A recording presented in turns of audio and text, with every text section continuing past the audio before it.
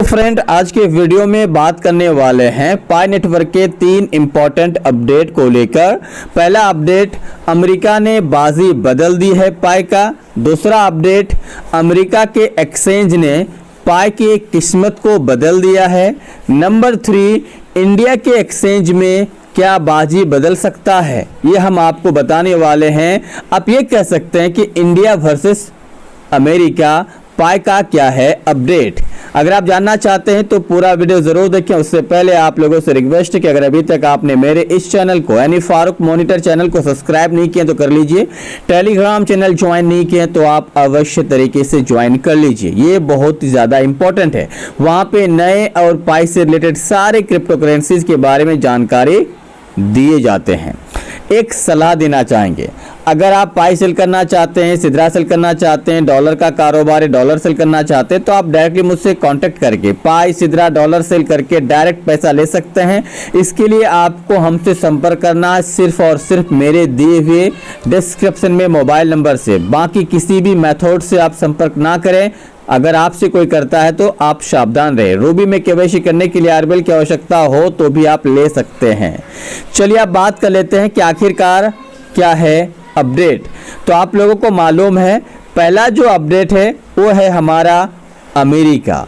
उससे पहले आपको ये समझना होगा कि रिसेंट अपडेट क्या है, क्योंकि रिसेंट अपडेट अगर आपको नहीं मालूम होगा तो फिर कुछ पता नहीं रहेगा।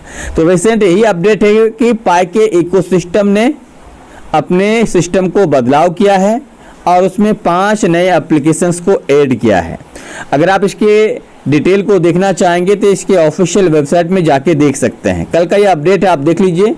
New app join the mainnet ecosystem interface. यह बताया गया कि नए हमारा जो मेननेट का इंटरफेस आएंगे, मेननेट का जो हमारे इकोसिस्टम का इंटरफेस आएंगे, उसमें नए 5 एप्लीकेशंस होंगे।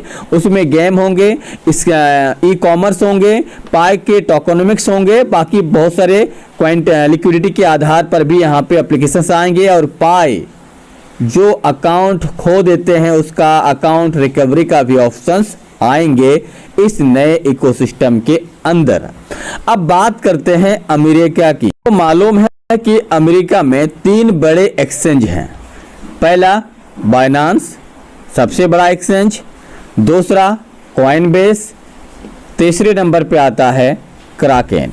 तीनों अमेरिका बेस्ड एक्सचेंज है। यहाँ पे अमेरिका का लाखों करोड़ों यूजर्स है। बाइनांस के पास यानी बाइनांस यूएस के पास, ठीक है, और कॉइनबेस के पास, क्राकेन के पास। तीनों आपस में पाई को लिस्ट करने के लिए होड़ लगाए थे और तीनों में से बाजी मारा है क्राकेन। क्राकेन ने यह साबित किया है कि हम पहले लिस्ट करेंगे और लिस्ट करके दिखाया भी है।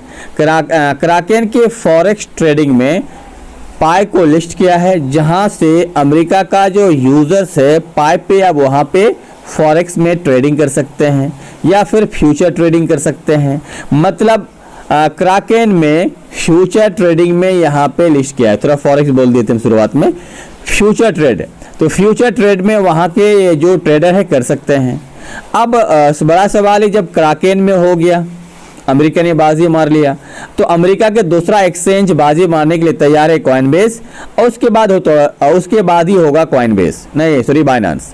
तो पहला क्राकेन, दूसरा कॉइनबेस, तीसरा होगा बाइनांस। ये 2025 के लास्ट या 2026 की शुरुआत में लिस्ट कर सकता है, ऐसा सूचना मिल रहे हैं। रही बात इंडिया के, तो इंडिया के कोई भी एक्सचेंज पाई को नहीं करेगा शायद लिस्ट। क्यों? क्योंकि पाई इन इंडियन एक्सचेंज के ऊपर लिस्ट करने के लिए अभी तक मन नहीं बनाया है। हालांकि सन क्रिप्टो ने करके रखा है, लेकिन वहाँ पे कोई काम नहीं होता है।